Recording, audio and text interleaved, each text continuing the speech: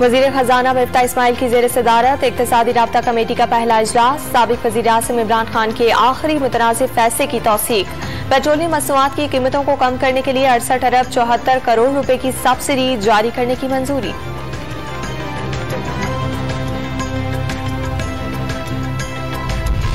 वजीर आजम शहबाज शरीफ ने ईद तक रिलीफ पैकेज का ऐलान कर दिया। आटे और चीनी की कीमतों में वाज़ेह कमी।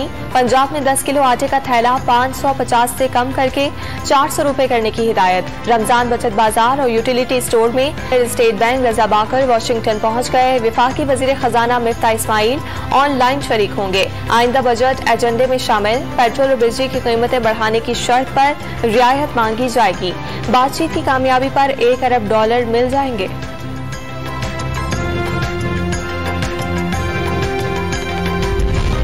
जमीयत उलमा इस्लाम के जाहिद अकरम दुरानी कौमी असम्बली के बिला मुकाबला डिप्टी स्पीकर मुंतखब आज ओहदे का हलफ उठाएंगे। कल मुकर्ररा वक्त दोपहर 12 बजे तक जाहिद अकरम दुरानी के अलावा किसी उम्मीदवार ने कागजात जमा नहीं कराए।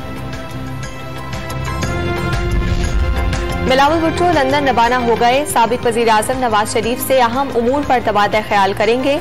सदर मुमलिकत और चेयरमैन सेनेट के ओहदों पर डेडलॉक। फार्मूले के तहत आईनी ओहदे पीपल्स पार्टी को मिलना थे। दूसरी जमातों के उम्मीदवार भी सामने आ गए। वजीर आजम शहबाज शरीफ ने बिलावल भुट्टो को नवाज शरीफ से बात करने का मशवरा दे दिया।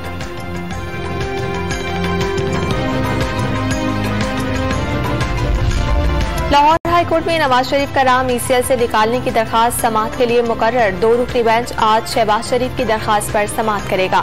दरखास्त 2019 में दायर की गई थी।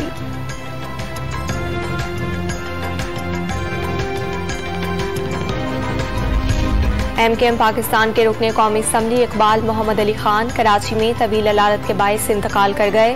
नमाज जनाजा आज बाद नमाज ज़ोहर कुर्सुने इकबाल में अदा की गई। तदफीन ईसा नगरी कब्रिस्तान में होगी। और कोरोना ने मजीद 4 जिंदगियां निगल ली। 24 घंटे में 215 नए केसेस रिपोर्ट। मुस्बत केसेस की शरह 0.3 रही।